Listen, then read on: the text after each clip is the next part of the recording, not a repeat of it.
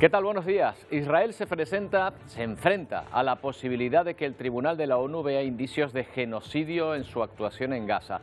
Aunque el tribunal no entrara en el fondo, hoy deberá decidir si adopta medidas cautelares, lo que indicaría una sospecha clara de que esta actuación se estuviera produciendo. Y atención, porque las medidas del Tribunal de la Haya, en principio, son vinculantes.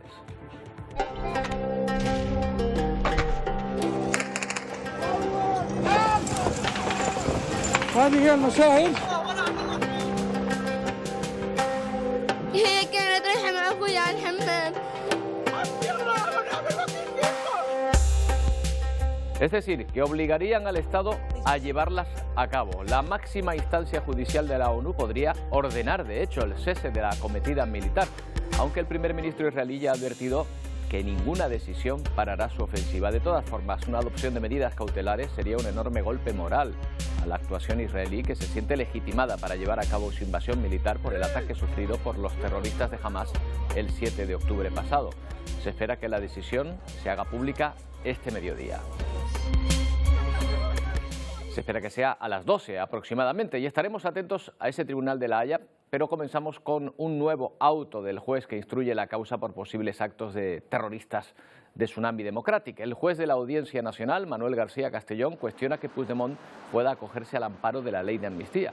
El juez considera que hubo ánimo homicida en un ataque a un policía nacional y lo ve como un atentado contra los derechos humanos, único acto de terrorismo que queda exento de las enmiendas de la amnistía pactadas por PSOE e independentistas.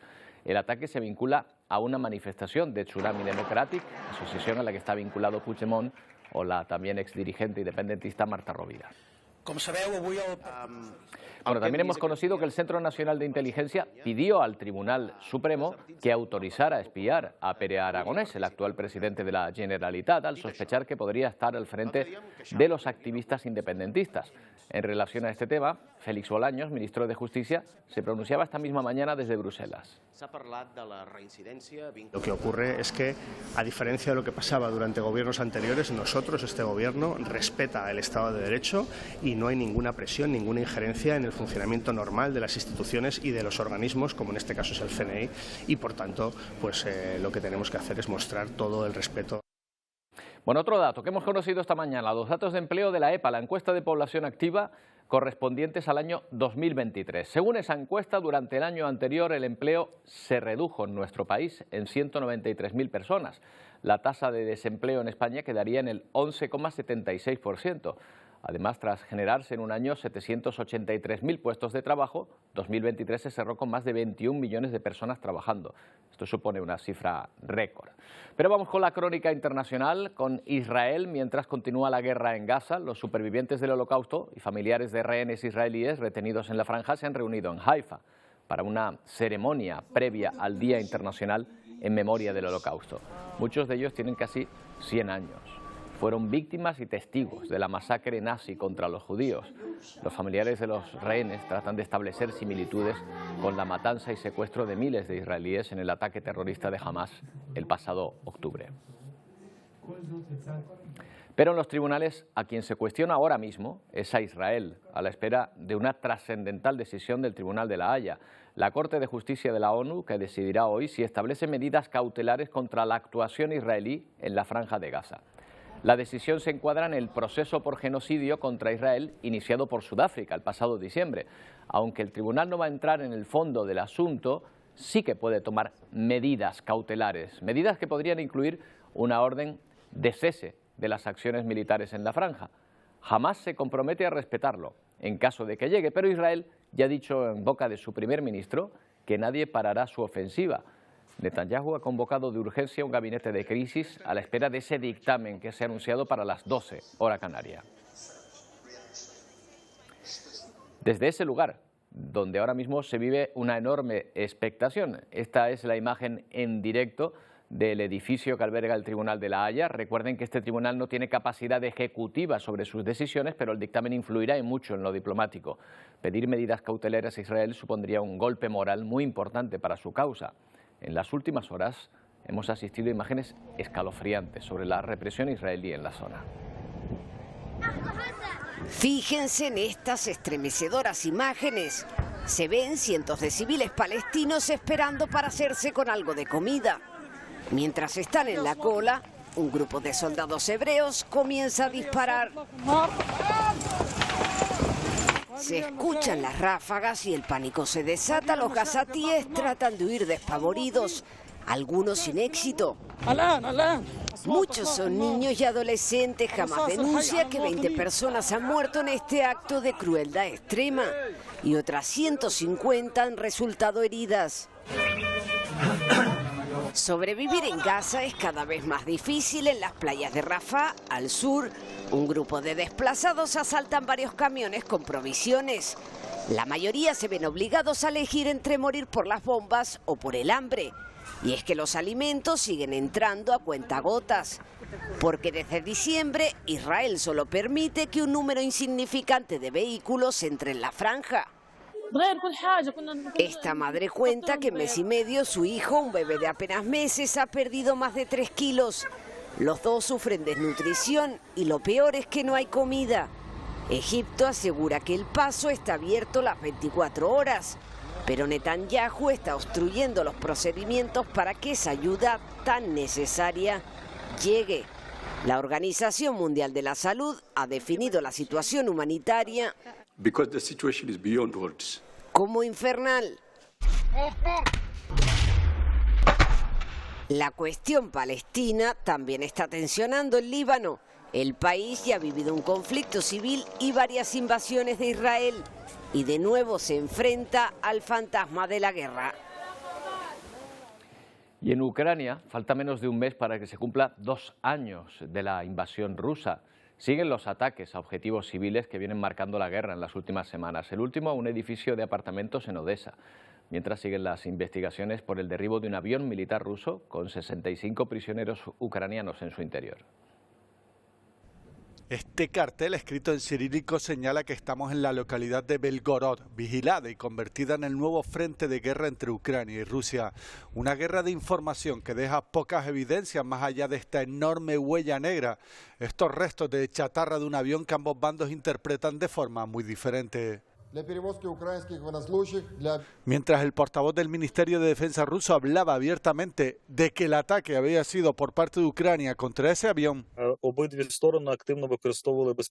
del lado ucraniano se señala que ese día Rusia había activado drones de ataque en esa zona de Belgorod.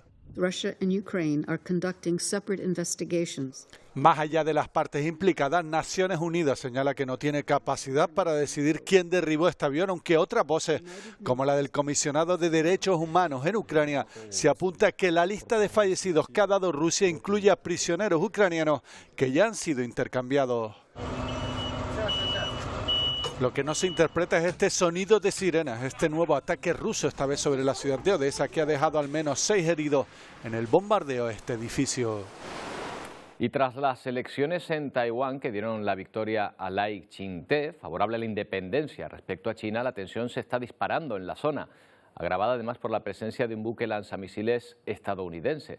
La presencia de este buque de guerra ha llevado al portavoz del ejército chino a declarar que se trata de una provocación que ataca la paz y estabilidad en la región. Mientras en Taiwán, ante estas tensiones, se ha impuesto de nuevo el servicio militar obligatorio. Ahí está un grupo de reclutas, ahí lo ven, como primeros alistados para reforzar las Fuerzas Armadas taiwanesas. En Estados Unidos, el estado de Alabama ha ejecutado finalmente con nitrógeno a un condenado a muerte. Se trata de un método que solo se había probado en animales. El preso estaba condenado por el asesinato de una mujer en los años 80. Es Kenneth Smith, un hombre condenado a pena de muerte por un asesinato a sueldo en 1988. En noviembre de 2022 ya intentaron su muerte por inyección letal, aunque sin éxito al no encontrarle la vena. 1 año y 2 meses después ha fallecido mediante asfixia con gas nitrógeno, un método que ha generado un gran debate ético. Es un experimento porque no sabes cómo va a resultar. Lo que sabemos es que la experimentación con el uso de nitrógeno en animales ha salido terriblemente mal, apunta este defensor de los derechos humanos. Esta mujer comenta que ni siquiera tiene palabras para describir cómo se siente. Afirma que está completamente aterrorizada. A Kenneth lo ataron a una camilla y le pusieron una máscara respiratoria unida a un bote de nitrógeno. Lo que vimos fueron minutos de alguien luchando por su vida. Vimos minutos de alguien jadeando de un lado a otro, dice su asesor espiritual. Alabama asegura que este método es indoloro. Creo que los estados que quieren ejecutar personas están encantados de ver cómo puede haber otro método aquí, apunta este anestesista y profesor de universidad. Expertos de Naciones Unidas aseguran que este método puede provocar una muerte tortuosa. Y en Francia los agricultores llevan toda la semana protestando para que el gobierno dé prioridad a sus productos frente a los competidores. Vaya, piden un mercado proteccionista con sus productos. Sus iras las han vuelto a sufrir los camioneros españoles a los que han destrozado su mercancía. Los manifestantes tienen previsto marchar ahora sobre París.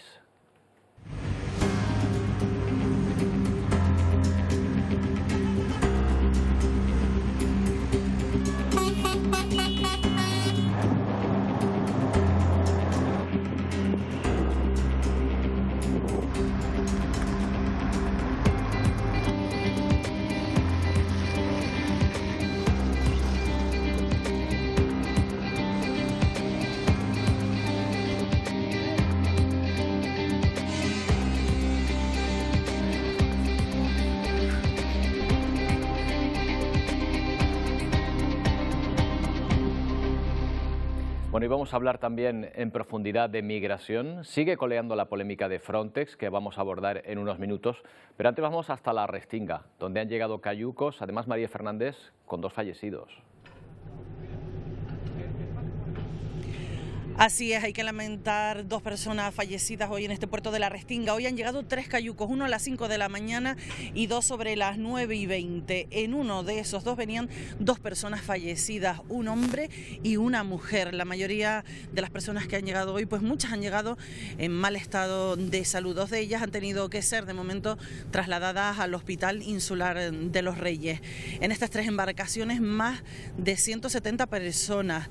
En la primera venían 52, en la segunda 68, que es donde venían esas 2 personas fallecidas, y en la tercera 56. 2 personas muy graves, como decíamos, han sido trasladadas al hospital. Ya son 3 fallecidos este año en la isla. Entre todas las personas que han llegado hoy, muchas mujeres. En estos momentos se está a la espera de que llegue el forense para el levantamiento de los cadáveres, y vemos también pues cómo actúan esos servicios sanitarios humanitarios aquí en el muelle de La Restinga. 176 personas han llegado hoy en esa embarcación y, como decíamos, hay que lamentar el fallecimiento de 2 de ellas. Ya serían 3 personas las que han fallecido este 2024 en el Hierro. Gracias, María. Bueno, pues ya ven que están actuando ahora mismo las ONGs ayudando a estas personas, algunas de ellas tambaleantes, apenas se puede sostener. Nos vamos hasta América, porque ya les hemos dicho en varias ocasiones que la migración es un fenómeno global, no se da solo aquí, en nuestro continente, se da prácticamente en todos, donde se produce el flujo de países pobres a países ricos. Un ejemplo, Estados Unidos. En Texas, la polémica con las autoridades federales ha llegado hasta el punto de que ese estado amenaza con la secesión si considera que las leyes federales les impiden controlar su frontera con México. Nos informa Paula Díaz desde Texas. Se viven momentos de tensión en la frontera de Texas luego de que el estado decidiera desafiar la orden de la Corte Suprema de remover el alambre de púas instalado para detener la masiva llegada de inmigrantes indocumentados por este punto fronterizo. Contrario a esto, de acatar la orden, este martes vieron a miembros de la Guardia Nacional instalando un nuevo alambre. Esto mientras los demócratas le piden al presidente Biden que tome el control de Shelby Park, luego de que la Guardia Nacional de Texas impidiera el ingreso de la patrulla fronteriza a esta área. Entre tanto, los aliados republicanos respaldan al gobernador de Texas, Greg Abbott. El estado de la estrella solitaria está librando múltiples batallas legales con el gobierno federal en medio de lo que ellos califican una invasión de migrantes en la frontera sur. Algunos republicanos le han pedido a Texas que ignore la orden de la Corte Suprema y que espere a que la hagan cumplir. Mientras tanto, en ciudades fronterizas mexicanas como Ciudad Juárez, aquí a un lado del Paso, decenas de migrantes esperan cruzar a territorio estadounidense a través de la aplicación CBP One. Algunos con los que hablamos afirman que llevan meses esperando por una cita. El fenómeno migratorio se ha generalizado. En Puerto Rico, por ejemplo, hacía 20 años que no recibían la cifra de migrantes que está llegando ahora mismo. En su caso, las embarcaciones llegan desde República Dominicana y Haití.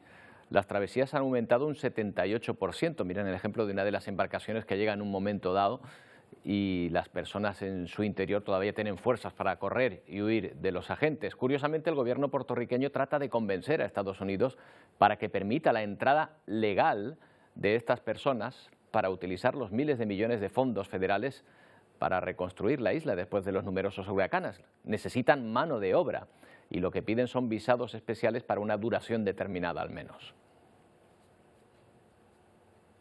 Bueno, ayer en este programa les hablábamos de la situación de las oficinas de asilo en Barajas. Hoy El Mundo publica estas fotografías. Son tantas personas que están pidiendo este asilo de esta manera que ya no caben en las instalaciones destinadas a tal fin en el aeropuerto y están durmiendo en las zonas comunes de la T4, en los propios pasillos de donde el periódico El Mundo ha obtenido, por ejemplo, estas imágenes.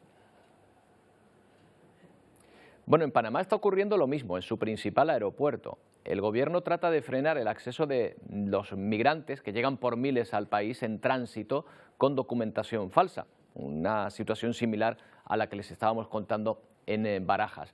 La mayoría, en este caso, procede de Venezuela, Cuba, República Dominicana, Haití y también la India. Una vez descubiertas, estas personas son deportadas e incluidas en una base de datos de alerta para evitar que vuelvan a entrar en el país de manera ilegal.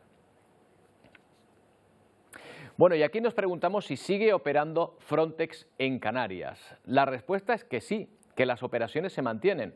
Pero la pregunta es pertinente después de que el periódico El País publicara ayer que la Agencia Europea de Control de Fronteras suspendía sus operaciones en Canarias y el Mediterráneo. El Ministerio del Interior desmentía así al diario, pero parece evidente que existen problemas para renovar el convenio de colaboración para la lucha contra la inmigración irregular. Grande Marlaska aludía a problemas técnicos fácilmente resolubles, dijo, pero lo cierto es que España es el único país que todavía no ha suscrito el acuerdo de colaboración. Francia, Holanda, Bélgica, Grecia o Rumanía ya lo han hecho y no habrían puesto las pegas que han puesto en Madrid. Lo cierto es que tanto por el lado de Frontex como del Gobierno se han medido mucho las declaraciones, destacando en todo momento el espíritu colaborador entre ambas partes. El presidente de Canarias, Fernando Clavijo, mientras tanto se muestra preocupado y espera una explicación por parte del ministro de Política Territorial, Ángel Víctor Torres. Preocupados, obviamente estamos preocupados porque el Frontex salva vidas y al final estamos hablando de una de las rutas más mortíferas que existe aquí en el planeta, donde pues cada día pueden morir 16 personas. O sea, esto es una mala noticia y esto se traduce en más peligrosidad, que las mafias puedan actuar más a sus anchas y que de luego se traduce en más muertes y más inseguridad. Bueno, buscamos otro punto de vista sobre este asunto. Lala Mintelmami es abogada en materia de inmigración y extranjería, miembro de la Comisión de Extranjería y Derechos Humanos de Icalán, de APRASE e integrante de la plataforma Canarias Libre de CIES. ¿Qué tal, Lala? Buenos días. Buenos días, Roberto. ¿Qué tal? ¿Cómo estáis? Bueno, usted es de las personas que cuestiona la labor de Frontex, de lo que estamos hablando ahora. ¿Por qué? Bueno, yo discrepo totalmente con esa preocupación porque me consta que Frontex, a la que cedemos millones y millones de euros, solo hay que ver cómo ha ido creciendo Frontex en los últimos años, esta agencia que se encarga de ese control fronterizo, ha sido y se convierte en un negocio con las vidas de las personas.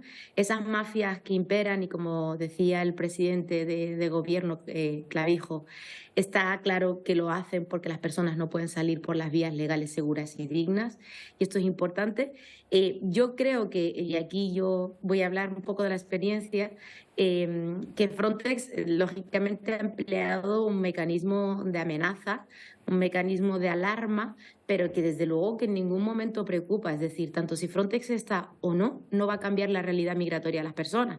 Si lo que nos preocupa es que las personas pierdan la vida en el mar, si lo que nos preocupa es que las personas entren de manera irregular, ya está ocurriendo. Solo hay que mirar las cifras de lo que tenemos en estos últimos años. Y Frontex, hay que señalar que es una agencia que se encarga de contener, de controlar y que tiene un carácter totalmente de contención de la inmigración.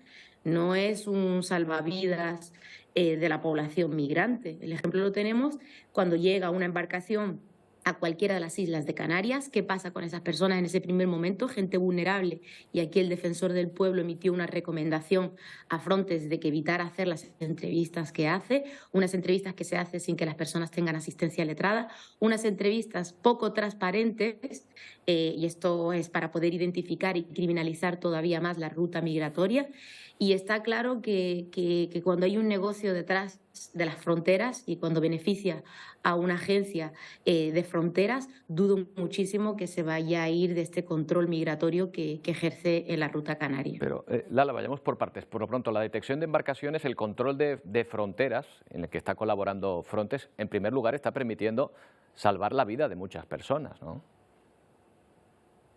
Bueno, yo quizás me voy un poco más a la base, es decir, la base sería no la contención, sino la posibilidad de que una persona con un visado, su documentación y 2.000, 3.000 euros que se gasta en la ruta de Canarias no tenga que cruzar todo el Sahel, no tenga que cruzar todo el continente africano para después poner su vida en riesgo en una embarcación para que sea devuelto en esa embarcación. Nosotros vimos que el resultado de estas políticas migratorias, y lo vimos el año pasado, cuando salía la gente jugándose la vida, más todavía en esa ruta desde Senegal, Mauritania, que la respuesta del Ministerio de Interior fue la de la contención, la de, bueno, vamos a establecer mecanismos a través de helicópteros, a través de helicópteros que cuestan muchísimo dinero para contener la inmigración.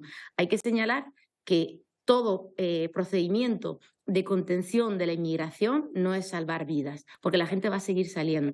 Si nosotros dotamos de mecanismos y permitimos que hayan citas flexibles en el consulado español en Dakar, en el consulado español en Argel, el consulado español en Agadir, la gente va a poder salir por esas vías legales, seguras y dignas. Nos vamos a evitar gastar un dineral, como estamos haciendo ahora en contención con Frontex, vamos a evitar gastarnos dinero en todo este dispositivo que se crea después para acoger a las personas para que finalmente ni siquiera se las pueda devolver, que es lo que ahora mismo está pasando. Es decir, que la normativa de extranjería no está funcionando, nuestra propia legislación española no está funcionando con la población migrante que está entrando de manera irregular a Canarias. Por lo tanto, no funciona. Es decir, independientemente Entiendo, Lala, de que nosotros podamos decir que Frontex está allí. Sí, si esto que plantea usted, si no hubiese una contención en las fronteras, se llevase a efecto, ¿cree que sería admisible o soportable, digamos, por los distintos países gestionar la cantidad de personas que podrían llegar de esa manera? Es decir, o preguntado de otra manera, ¿cree que aumentaría la llegada de personas o no? ¿O de alguna manera controlaría ese flujo de una forma más estable? Me parece muy interesante esta pregunta. Principalmente hay que entender que la gente quiere estar en su casa, quiere el olor de su hogar, quiere el abrazo de su familia y quiere estar en su entorno. ¿Qué pasa? Que cuando uno tiene fuego en su casa y quema y te quemas por todos lados, ¿cómo sales? Pues por la ventana. La inmigración irregular es el resultado precisamente de eso, de que uno no pueda abrir la puerta, de que uno no pueda ir a un consulado, solicitar un visado y salir. Ver si le gusta ese país, ver si se va a acoger a una solicitud de asilo y volver. Si se limita, y esto siempre, esto lo pueden hablar los pedagogos, los psicólogos, cuando uno reprime algo tanto, al final, ¿cómo salen las personas? De la peor manera. Está claro que los estados no quieren la inmigración irregular y que supone una amenaza para muchos estados, pero la estamos viviendo igual. El año pasado sobrevivieron a la ruta de Canarias más de 30.000 personas. Más de 30.000 personas que ni siquiera han sido devueltas conforme a la normativa de extranjería. Más de 30.000 personas que se han gastado 2.000, 3.000 euros a una mafia y a una organización, como bien señalan. Mujeres, niños, adultos, solicitantes de asilo en su mayoría, refugiados, donde nosotros tenemos una propia normativa reguladora del derecho a asilo que permite que estas personas puedan pedir asilo en el propio consulado o la embajada, y esto no se está llevando a cabo. No van a salir la cuestión, más Lala, quizás también sea lo difícil de gestionar la cantidad que se está estableciendo ahora. Usted también ayuda a muchas personas a tramitar sus expedientes de nacionalidad. ¿Se tarda mucho en regular de alguna manera el permiso de trabajo, los primeros trámites para poder quedarse en el continente? ¿Y hasta qué punto están atascados los medios para poder llevar a cabo esa labor y dar fluidez a esa situación? esto es importante, las personas no se vuelven refugiadas, las personas son refugiadas porque en sus países hay una situación y que muchas veces, ejemplo de ella, el Sáhara Occidental, mi país, se ha empujado por la Unión Europea. Esto abarca que después, si nosotros no queremos asumir la inmigración, pues tenemos que parar esta neocolonización y estas colonizaciones que siguen imperando en muchos países, entre ellos en el propio continente africano. Se tarda muchísimo y a un Estado egoístamente o inteligentemente tiene que saber que esto no está funcionando. Están llegando 30.000, 40.000 personas. Lala, le tengo que interrumpir un momento, pero vuelvo con usted. Pero es que justamente ahora el vicepresidente del Gobierno, Manuel Domínguez, comparece precisamente para hablar de este tema, de la actuación de Frontex en Canarias. Vamos a escucharle. Al no existir ese acuerdo entre España y el Frontex, en donde no puede ser que el país que más está sufriendo la inmigración irregular, que el país que está viendo cómo cada día, según las ONG, mueren 16 personas intentando llegar a las costas canarias, que el país que sabe que en las costas africanas hay miles de personas esperando para salir en cayucos, en pateras, buscando una vida mejor, haya retrasado este acuerdo con el Frontex y sea el único país el que no haya llegado a un acuerdo. Decía el ministro Marlaska que será cuestión de horas, pero en estos momentos las horas son tiempo que estamos perdiendo. Es urgente, es extremadamente urgente que se llegue a un acuerdo y que no se ponga en jaque una situación como esta ante la que estamos sufriendo en Canarias. Yo estoy convencido de que si el problema, y desgraciadamente tenemos que hablar de un problema cuando nos referimos a la inmigración, estuviese sucediendo en otro territorio o en otro lugar del territorio nacional, quizás la atención del Gobierno de España fuese mayor o fuese más acentuada. Y sin embargo en Canarias estamos viendo cómo un día sí y otro también tenemos que levantar el tono, exigir más al Gobierno central que se nos atienda, que se nos tenga en cuenta y que no se deje en duda situaciones como la que estamos viviendo en estos momentos. Por lo tanto, ante la situación que estamos viviendo, exigimos al Gobierno de España que ya, de manera inmediata, firme ese acuerdo, que no seamos los únicos que nos quedemos fuera de una situación como esta y que no pongamos en riesgo la vida de las personas, porque el Frontex, más allá de la protección que nos pueda brindar a quienes aquí vivimos, a quienes aquí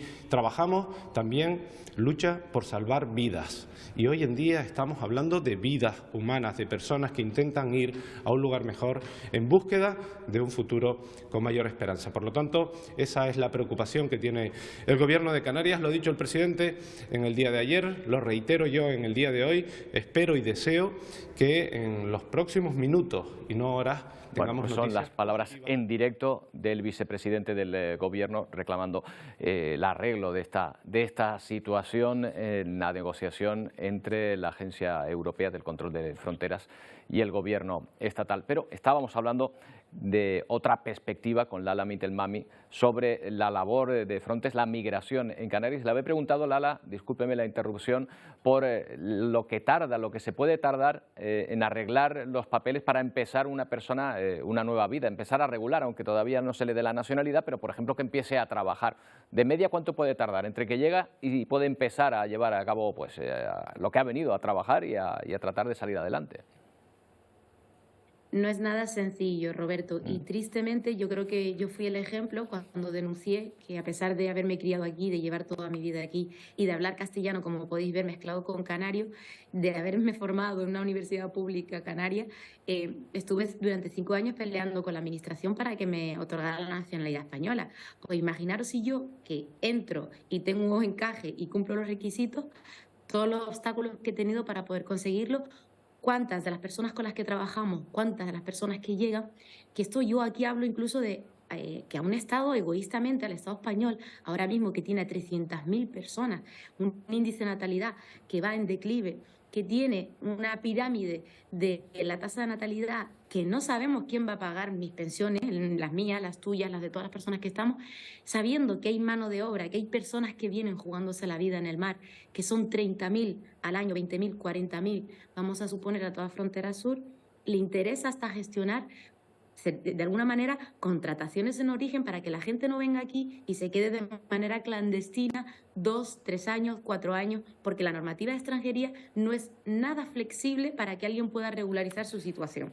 Entiendo. Lala. Y a un Estado le interesa Sí. Sí. Y a un Estado le interesa dejar de invertir dinero en contener una inmigración que no se está conteniendo. Es un fracaso a las políticas migratorias.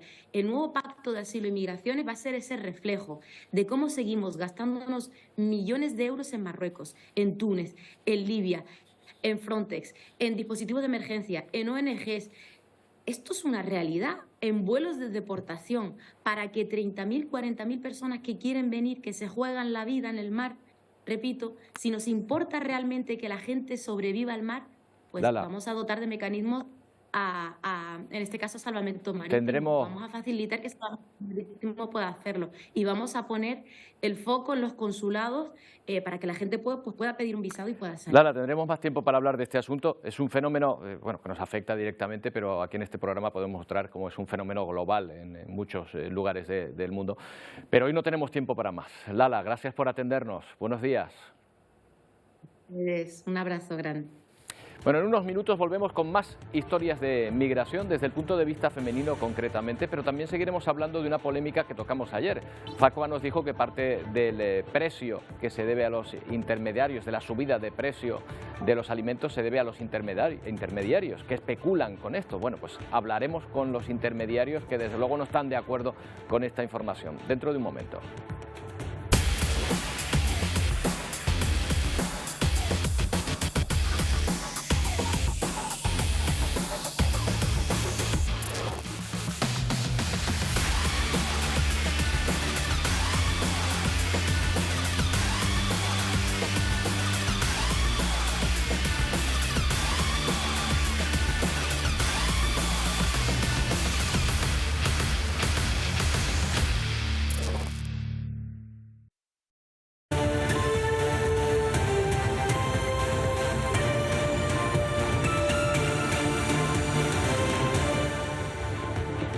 Más sobre migración, pero desde otra perspectiva, el fenómeno desde el punto de vista de las mujeres. Es la propuesta del documental Mare Mediterraneum, un trabajo que acaba de ganar un premio en Valencia y que fue concebido aquí en Canarias.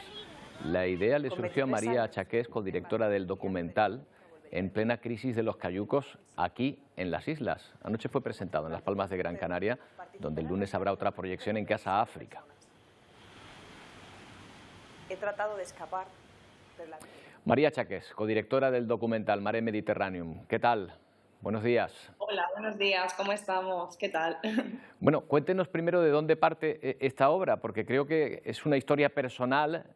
Usted formaba parte de un buque que viajaba entre Cádiz y las islas, ¿verdad?, cuando se encontró con la realidad de la migración. Cuéntenos. Efectivamente, era el verano del año 2007, en plena crisis de los cayucos. Yo estaba trabajando como tripulante en el buque Fortuny, que hacía un crucero que hacía la ruta Cádiz-Canarias. Y en el último viaje de vuelta hacia Cádiz nos encontramos un cayuca a la deriva con una treintena de personas, entre ellas varias mujeres y niños. Y bueno, pues la respuesta fue unánime por parte del capitán de la tripulación, que fue rescatar a estas personas. Fue un hecho que, bueno, no voy a entrar en detalle, pero fue una situación bastante cruda. Por suerte todas las personas sobrevivieron y eso pues marcó un antes y un después en mi vida y ante todo pues fue la semilla de este documental. Viendo, no he visto el documental, pero viendo el tráiler, me surge la duda de si Mare, del título, se refiere al mar o a las madres senegalesas, porque se centra en ellas su documental. Buena pregunta, efectivamente tiene ese doble sentido. Por una parte es un homenaje al Mediterráneo, que a mí a nivel personal pues es los recuerdos de mi infancia, pero bueno, pues con el paso del tiempo pues sin duda es esta gran fosa común, de las más grandes que hay en la humanidad, y luego por supuesto el súper homenaje a las mujeres africanas y concretamente a las mujeres senegalesas que nos han mostrado pues esa resiliencia, esa fuerza, ese coraje, esa esperanza también. Claro, usted desvía un poco el foco y deja de mirar a las personas que vienen, que sufren muchísimo, y se centra en las que sufren también, pero que se quedan en tierra, ¿no? Sí, bueno, hay una doble mirada, son 15 años de producción, más de 40 horas de grabación, y empieza en Canarias, luego sigue por diferentes puntos de la península y luego hace un viaje de vuelta a Senegal. Y es allí donde nos encontramos con los familiares y concretamente con las madres, especialmente en Charoy, un puerto pesquero a las afueras de Dakar, y es donde allí pues encontramos esa realidad, ¿no?, de las familias y también de las personas repatriadas. ¿Le costó que se abriesen estas personas a contar su experiencia? Sí, obvio que sí, y bueno, no solamente el hecho también pues previo, ¿no? Porque yo cuando llegué concretamente allí en Charoy, pues me presenté la iniciativa desde nuestra asociación, la Asociación Colectiva Ferlatidos, y la primera respuesta fue una negativa inmediata, ¿no? Me relataban, señor, ¿usted sabe cuánta gente blanca ha venido aquí a querer saber de nuestras historias, se ha enriquecido y ha desaparecido?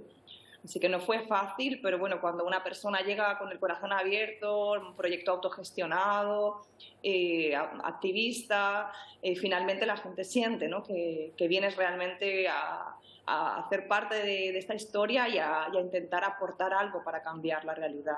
Bueno, y bueno, pues una sí, oportunidad para conocer, María, otra perspectiva Sí. de lo que está ocurriendo mirada. y de lo que tenemos aquí tan cerca. Gracias, María, por atendernos. Buenos días. Buenos días, muchas gracias. Bueno, y otro asunto que comentábamos ayer lo hacíamos con el vicepresidente de Facua, el precio que llega a alcanzar los alimentos en los supermercados. Denuncia Facua que se paga a veces hasta 10 veces más que lo que cobra el agricultor. Facua denunciaba que los productos se han encarecido más de un 800% y reclama el doble etiquetado, de manera que los consumidores puedan conocer cuánto han cobrado los agricultores por los productos que se venden en los supermercados. Bueno, pues hoy vamos a hablar de este asunto con Alonso Fernández, secretario general de la Asociación de Supermercados en las Islas Canarias. ¿Qué tal, Alonso? Buenos días. Hola, ¿qué tal? Muy buenos días. Bueno, vayamos por partes. Lo primero, ¿están ustedes de acuerdo en esa subida hasta el 800% desde que el agricultor vende su producto hasta que llega a las estanterías? Subida, o sea, encarecimiento sí, el producto se encarece a lo largo de la cadena, es lógico, ¿no? Es decir, cuando estamos hablando de precio, estamos hablando en este momento, por el dato que tenemos, de precio en el árbol, ¿vale? Ese precio, según el propio Ministerio de Agricultura, no es un dato que me puedo inventar, sino un dato del propio Ministerio, hay que tener en cuenta que de ahí a esa recogida, pero luego a la salida, que es un dato que además el Ministerio controla y está a la vista de cualquiera que quiera verlo en Internet, ¿no? Pues habla de los precios a la salida de la central de acondicionamiento, y ahí está hablando que ese precio de 0,204 ya se ha convertido en 0,86, porque evidentemente el producto en el árbol no tiene nada que ver con el producto en el establecimiento final. No sabemos el lugar geográfico donde ese producto está producido y el lugar geográfico donde ese producto se ha analizado su precio de venta final. Se entiende que por medio tiene que haber habido transporte, pero tampoco se conoce, además, cuántos intermediarios han intervenido perfeccionando el producto, claramente. En este caso y en el caso nuestro, en las Islas Canarias, si nos vamos a los precios y a las estadísticas, por ejemplo, de Merca Las Palmas o Merca de Tenerife, vemos que el precio del limón en esos establecimientos, no estamos hablando de precio de venta al público, está ya en torno al euro 15, ¿no? Por tanto, claro, Alonso, lo que puede parecer entonces, y sí, usted me lo contestará usted, es que ese 875% es beneficio para el distribuidor, es especulación. No. ¿Esto es así? No. Precisamente lo que estoy tratando de hacer ver es que no es beneficio, es un encarecimiento que se produce a lo largo de un perfeccionamiento que realizan otras personas que además no es el supermercado. Otras personas como son, como antes decía, una central de acondicionamiento. Nadie puede entender que el precio de un producto en el campo tenga que ver con el precio final al que se comercializa.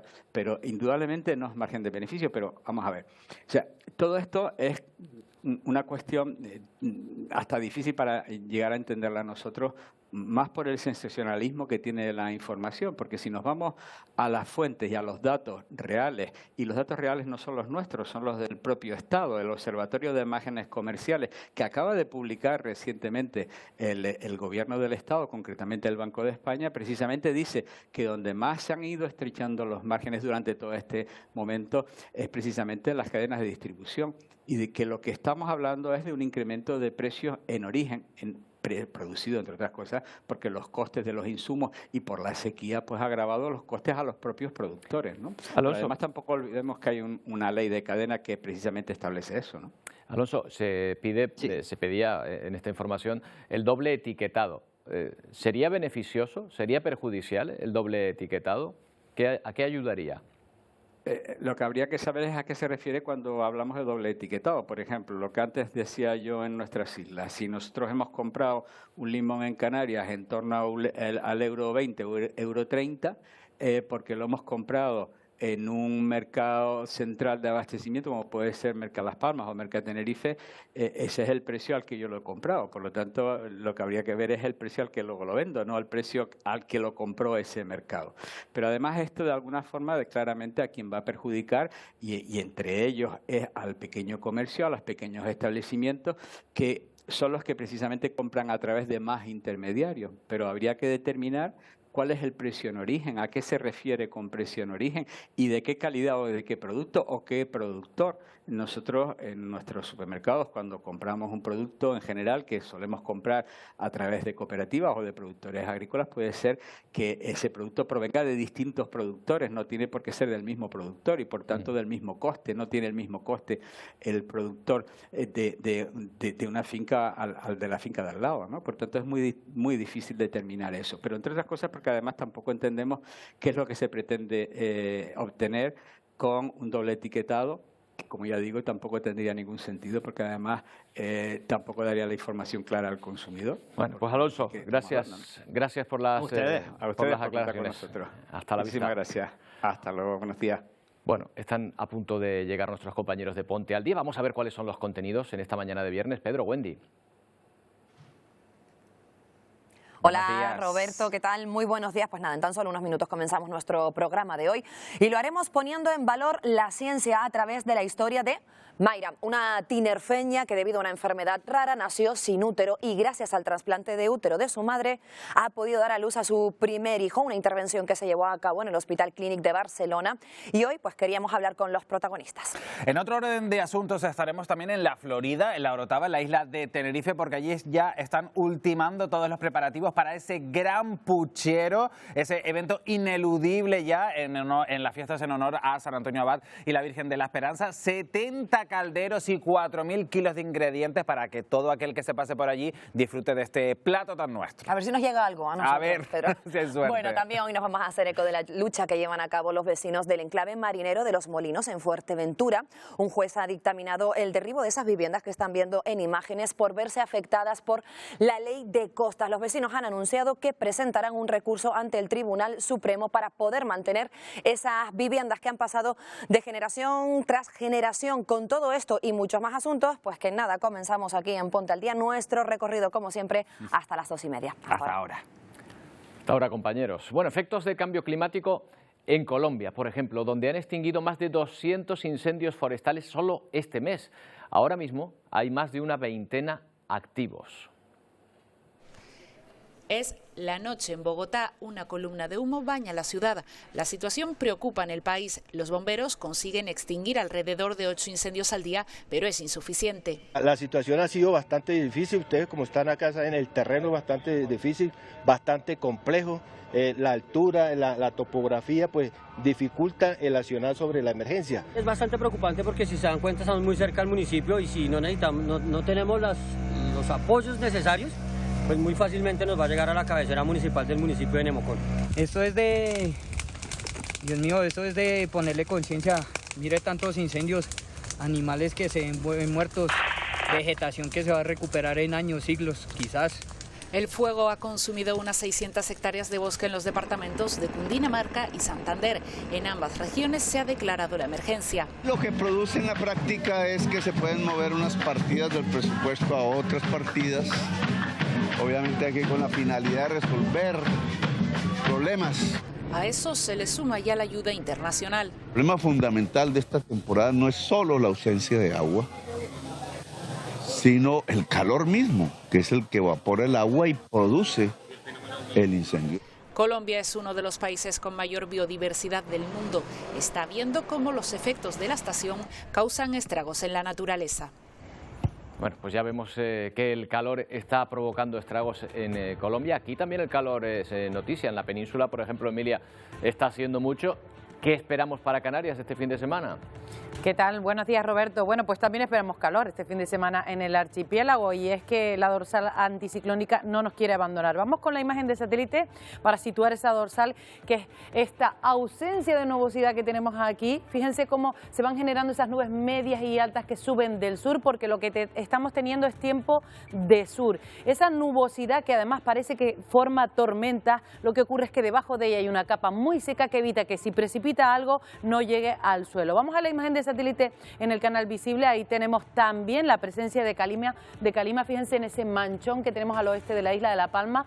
Hoy nos hemos librado en mayor medida de esa gran mancha de calima, pero en las próximas horas, y también las tuvimos ayer, ese polvo en suspensión volverá a comprometer la calidad del aire, que por cierto hoy está pues extremadamente desfavorable en algunos puntos. 104 kilómetros por hora soplaba el viento hoy en los altos de Igualero, en la isla de La Gomera, 95 kilómetros por hora en Izaña también, y temperaturas que están rondando los 27 grados en el suroeste, en el sureste de la isla de Tenerife, en el aeropuerto de Tenerife Sur, y también en algunos puntos de Gran Canaria, en el oeste, 26 grados, por ejemplo, en la costa suroeste de Gran Canaria. Y es que lo que vamos a tener para las próximas horas precisamente va a ser este tipo de tiempo sur. Mira, de momento se mantiene ese aire del sureste que va a seguir llegando, esa dorsal anticiclónica, que son esos tonos naranja y rojo que vemos en la imagen, y poco a poco para el domingo se va a acercar un poquito más de aire frío, pero lo más probable es que ese viento que entra de sureste y de sur la frene y haga que no se adentre